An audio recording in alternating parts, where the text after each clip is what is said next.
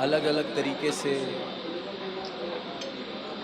इस परमात्मा को बिना जाने बिना पहचाने हम सभी किसी न किसी तरीके से पूज रहे थे, पाठ कर रहे थे।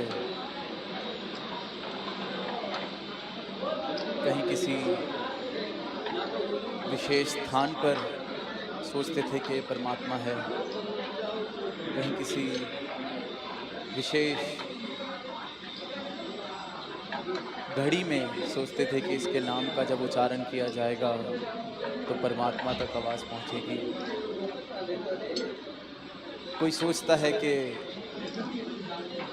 फलाना फलाना त्याग कर देंगे, जीवन में ये चीज़ें छोड़ देंगे तो शायद परमात्मा मिल जाएगा। सबकी अपनी अपनी एक मान्यता, एक विश्वास, एक सोच। पर जब सद्गुरु के ब्रह्म ज्ञान द्वारा इस ईश्वर की, इस परमात्मा की पहचान मिली, इसके दर्शन करे, तो बात समझ आई कि मैंने कितनी सारी गलतफहमियां पाली हुई थी अपने जीवन में, कितने सारे भ्रम, कितने सारे ऐसे भ्रमों से अपना जीवन भरा हुआ था मेरा। कितनी नादानी, कितनी नासमझी की बातों में मैं उलझा हुआ था। कहाँ मैं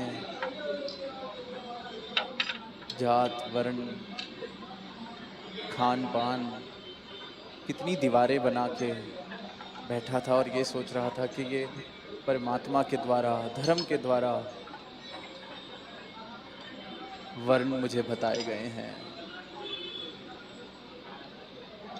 ये धर्म के द्वारा मानव का विभाजन इस रूप में किया गया है। ब्राह्मण, क्षत्रिय, वैश्य, हरिजन, न जाने कितने कितने प्रकार के ऐसे वर्ण, कुल, कितनी ऐसी नाना तरीके की दीवारें जो दिखती तो नहीं, पर ईंट पत्थर की दीवारों से भी ज़्यादा मजबूत हैं वो दीवारें। इस प्रकार से मानव को एक दूसरे से दूर विभाजित किया हुआ है। तो फिर इसीलिए इस प्रकार के जो ये समागम, ये जो संत घरों से चलकर आते हैं, ये सत्संग का रूप बनता है। और ये सत्संग का रूप भी ये सरकार की कृपा से, इस दातार की कृपा से हमें जो ये ब्रह्म ज्ञान मिला है, तो ये ब्रह्म ज्ञानी जब मिलकर बैठते हैं और फिर इसको जानकर